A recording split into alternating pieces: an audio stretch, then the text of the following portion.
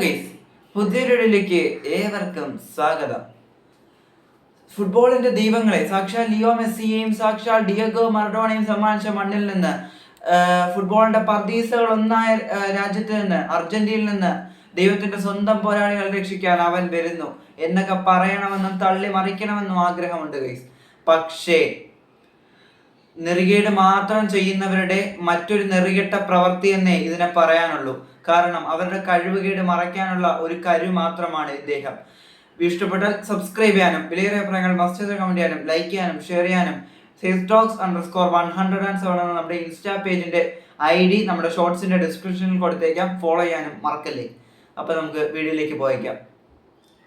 Francisco അബാല എന്ന Argentine താരത്തെ Kerala Blasters ടീമിലെത്തിച്ചിരിക്കുന്നു. നമുക്ക് അതിലേക്കൊന്ന് വരാം. അദ്ദേഹത്തെ പറ്റി പറയുകയാണെങ്കിൽ റയൽ മാഡ്രിഡിന്റെ യൂത്ത് അക്കാദമിയിലൂടെയാണ് അദ്ദേഹം വളർന്നു വരുന്നത്. സാക്ഷാൽ റയൽ മാഡ്രിഡിന്റെ മെയിൻ ടീമിന് വേണ്ടിയും അദ്ദേഹം മത്സരങ്ങൾ കളിച്ചിട്ടുണ്ട്. ഒരു മത്സരം കളിച്ചിട്ടുണ്ട്. പിന്നീട് ഹംഗറിയിലേക്ക് അദ്ദേഹം പോയി. പിന്നീട് അദ്ദേഹം സൈപ്രസ് ഫസ്റ്റ് ഡിവിഷൻ ടീമിന് വേണ്ടി അദ്ദേഹം കളിച്ചിട്ടുണ്ട്. അവിടെ നിന്നാണ് അദ്ദേഹം കേരള ബ്ലാസ്റ്റേഴ്സിലേക്ക് വരുന്നത്. കേരള ബ്ലാസ്റ്റേഴ്സിലേക്ക് വരുമ്പോൾ അദ്ദേഹം ഫ്രീ ഏജന്റ് ആയിരുന്നു. പിന്നീട് അദ്ദേഹത്തിന് സ്പാനിഷ് അർജന്റീൻ പൗരത്വങ്ങളുണ്ട്. 2 രാജ്യങ്ങളുടെയും പൗരത്വങ്ങൾ അദ്ദേഹത്തിനുണ്ട്. ഇനി റൈറ്റ് വിങ്ങറായിട്ടും ലെഫ്റ്റ് വിങ്ങറായിട്ടും അറ്റാക്കിംഗ് മിഡ്ഫീൽഡറായിട്ടും അദ്ദേഹത്തിന് കളിക്കാനാകും. 27 വയസ്സാണ് അദ്ദേഹത്തിന്റെ പ്രായം. അദ്ദേഹത്തിന്റെ ഡീറ്റെയിൽസ് എല്ലാം മനസ്സിലായെന്ന് വിചാരിക്കുന്നു. ഇനി 6 മത്സരങ്ങൾ, വെറും 6 മത്സരത്തിന് വേണ്ടിയാണ് ഇദ്ദേഹത്തെ എത്തിച്ചിരിക്കുന്നതെന്ന് ആലോചിക്കുമ്പോൾ കഷ്ടം തോന്നുന്നു. ഇപ്പോഴും ടീമിനെ സെറ്റാക്കിക്കൊണ്ട് ഇരിക്കുകയാണ് നമ്മുടെ ടീം എന്ന് ഓർക്കുമ്പോഴും അത്യന്തം വേദനയുണ്ട് ഗൈസ്.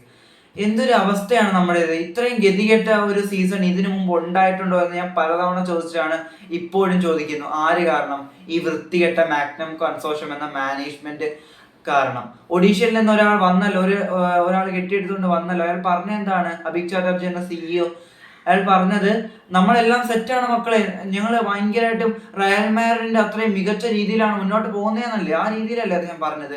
ഇപ്പോൾ എന്ത് പറ്റി സർ? ഇപ്പോൾ ഓരോ താരങ്ങളായിട്ട് ഇങ്ങനെ അൺലോഡ് ചെയ്ത് തിരിച്ച് റീലോഡ് ചെയ്തുകൊണ്ടിരിക്കുകയാണല്ലോ. എന്താണ് ഇപ്പോൾ പറ്റിക്കൊണ്ടിരിക്കുന്നത്? വെറും 6 മത്സരത്തിന് വേണ്ടിയാണ്. ഓർക്കണം, ഇനി സീസൺ അവസാനിക്കാൻ 6 മത്സരം മാത്രം. ആ ഒരു സമയത്താണ് ഇങ്ങനെയൊക്കെ ഇവര് എന്ത് അപരാധമാണ് ഇവർ ചെയ്തുകൊണ്ടിരിക്കുന്നത്.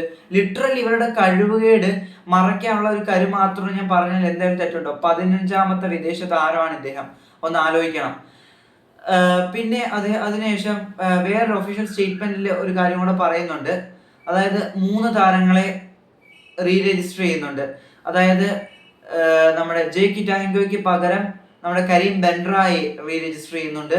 അതേപോലെ മാർലോൺ പകരം ആയിട്ട് ഇദ്ദേഹത്തെ ഫ്രാൻസിസ്കോ അബാലെ റീപ്ലേസ് ചെയ്യുന്നുണ്ട്.